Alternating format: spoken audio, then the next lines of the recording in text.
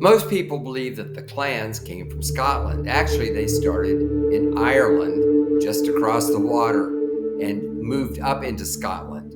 One of the earliest clans in Ireland was the O'Ferrells. It was named after a man who was a valiant fighter. In fact, the name means man of valor. He died in 1014, along with King Brian, the famous Irish king who was the one who started the O'Brien clan.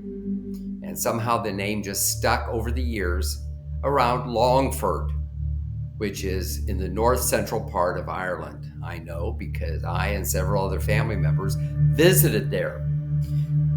Most people know that the Irish are mainly Catholic, even to this day, and especially back then. So the question becomes, why did Irish Catholics become Protestant and move to America?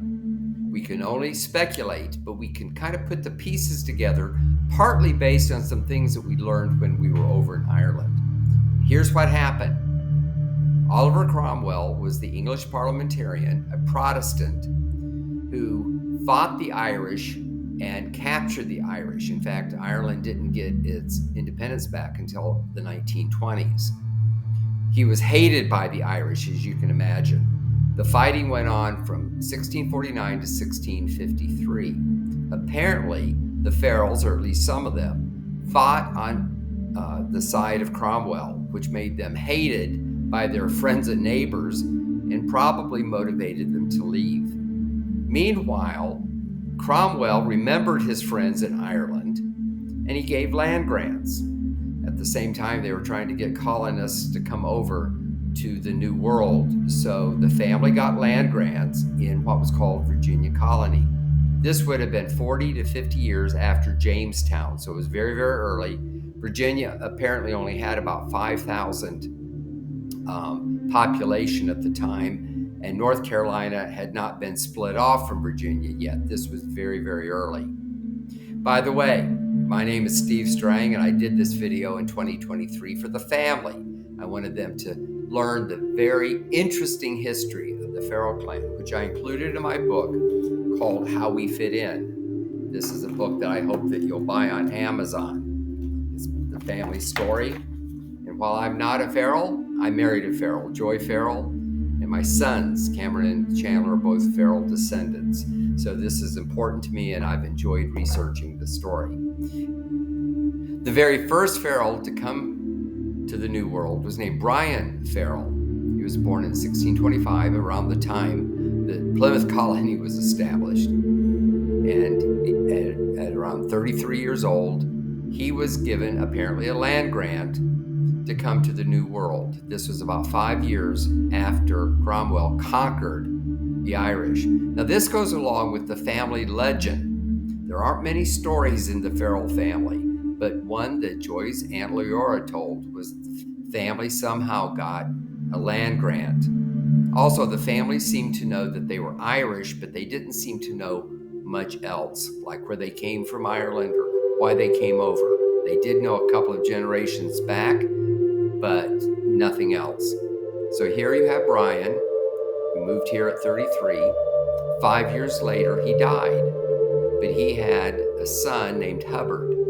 And Hubbard actually has a footnote in American history, and it has to do with Bacon's Rebellion. You can go on Wikipedia, and under Bacon's Rebellion, you can find his name and a couple of lines about him. Here's what happened. He was head of the militia. He was the one who had to guard Governor Berkeley when they were attacked. He happened to be killed.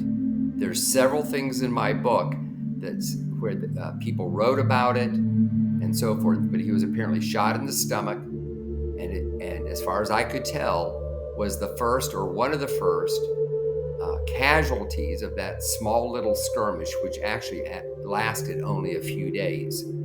Nathaniel Bacon did win, but he died not much later, and then Governor Berkeley was put back in power, but then the Crown called him back to England because apparently they weren't very happy in the way things were going. So here you have the first uprising in the colonies against the British authority.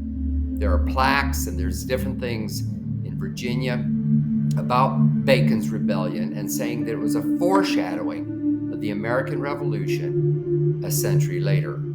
So I think that's pretty significant. If that's true, and I believe it is, that a Ferrell was the first casualty in the fight for freedom. Yes, I'm stretching a little bit, but it makes for a good story, and it is absolutely in history. You can research it yourself, and you can start by seeing the documentation, and there's quite a bit of documentation in my book. Now, Hubbard Ferrell didn't have descendants, but he had a brother named Cornelius. Cornelius had a son named Cornelius. He is the one in the family that we can trace back the farthest. He's, as far as I can tell, Joy's sixth great grandfather. He was born and lived in North Carolina. He lived in Franklin County, which is right next to Wake County, which is where Harvey Ferrell and all of his family lived. There are many Ferrells there, and I'll tell you why. They were very prolific. In my book, I document it. I tell you names and everything else. I don't have time to go into it now. But in 4 generations, one of them had 14 children, another had 8 children. I added it up. There were 48 children in only 4 generations. No wonder there's so many Ferrells in North Carolina. The name is spelled Ferrell, and I believe that everyone in the country with that spelling is a relative from that particular clan. We believe that Will Ferrell, the actor, who's also from North Carolina, is from that clan. There's actually some kind of reunion that happens back in Longford, and it happens every year. I don't know much about it, but a friend of mine named Ben Ferrell, who spells his name the same way, whose family is from Kentucky, but they originally came from North Carolina, he went over there. He even brought me a little souvenir. It was a little cigarette lighter from Ferrell's pub over in Ireland. I still have it. And he said when we were over there that people said that Will Ferrell had actually attended the reunion, which I thought was interesting, which means that he thinks he's part of the same clan. I can't really prove it, but it's realistic to believe that that's probably true. And of course, we can research more and find out about it. It came on down to Fabius Ferrell, who was actually Joy's grandfather, the father of Harvey Ferrell, my father-in-law. And I got an opportunity to meet him shortly before his death in 1976. Harvey Ferrell's mother, whose name was Beulah, died very young, like in her early 30s. Harvey was only 18 years old. He was the oldest child. It was very tragic. She apparently died of something that is easily cured today. We know very little about her, partly because she died so young, but that left Fabe, as he was called, a very young widower, and he was a dapper young man, and he was apparently a man about town. He liked the ladies, and he did not want to be called grandpa when his first grandchild came along, and that was my sister-in-law, Rosella. So he wanted to be called Big Daddy. Now that's a kind of a Southern expression, and then a generation later, his son Harvey took the name Big Daddy. So his wife, of course, became Big Mama. That was Rose Cameron Ferrell, who I've also done a video on, and I loved Big Mama, and I called her that her entire life, as did the other grandchildren and a few of the in-laws.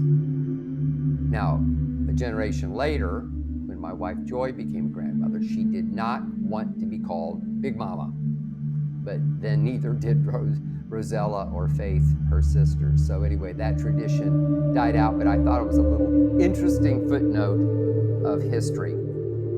There's a lot in my book about Harvey Ferrell. I consider him a great man. As a young man, he got saved, and he was filled with the baptism of the Holy Spirit. He became an early Pentecostal. He became ordained in the Assemblies of God in the early 30s. He served as a pastor, built some great churches, served in various parts of the world. And in fact, he and Rose were on their little honeymoon. They didn't have much money. They didn't have a car, but he went on a missionary trip to Cuba. That was kind of their little honeymoon. And while they were there, the Batista rebellion happened, and they were actually stuck there for a couple of months until things calmed down and they were able to take a ship back to Key West. And he actually pastored in Key West, the Assembly of God there, for about a year before they came back to Florida. Pastored different places, including Plant City, where Roselle was born. And my book goes into all the details, tells the story. I believe that Harvey Ferrell was a great man. I loved him. And he was interested in family history too. He and I actually went to the archives in Raleigh, North Carolina one time, not long after Joy and I were married. I don't remember all the circumstances, but my own interest in family history was just budding, and we went down there to see what we could find. We didn't find anything, but over the years I've been able to research it. Like I said, there's a lot more in my book, How We Fit In. I hope you'll go on Amazon.com and buy it.